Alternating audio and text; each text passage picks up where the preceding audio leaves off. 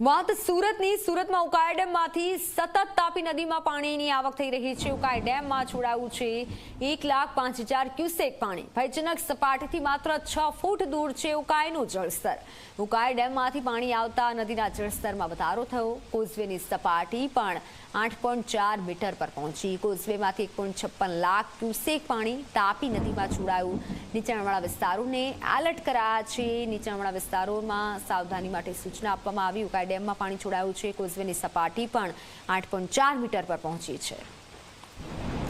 ઉપરવાસના catchment એરિયામાં જે રીતે ધોધમાર વરસાદ વરસી રહ્યો છે, જેને કારણે ઉપરવાસમાંથી ઉકાઈ ડેમમાં સતત પાણી છોડવામાં આવી રહ્યું છે।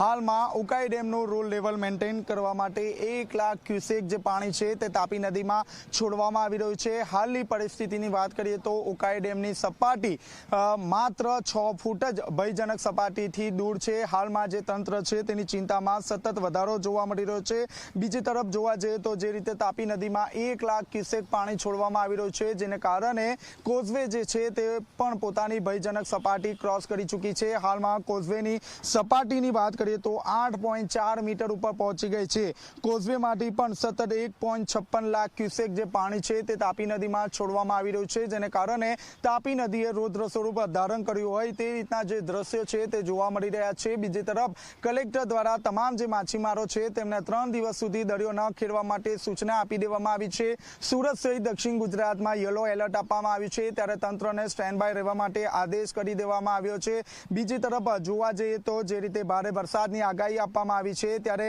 મ્યુનિસિપલ કમિશનર દ્વારા પણ ICCC કેન્દ્ર ખાતે એક વિશિષ્ટ વોચ રાખવામાં આવી રહી છે। નીચાણવાળા વિસ્તારોમાં પાણીનો ભરાવો ન થાય તે માટે પૂરતી તકેદારી રાખવામાં આવી રહી છે। કેમેરામેન પ્રશાંત દિવરે સાથે ચેતન પટેલ, ઝી મીડિયા, સુરત।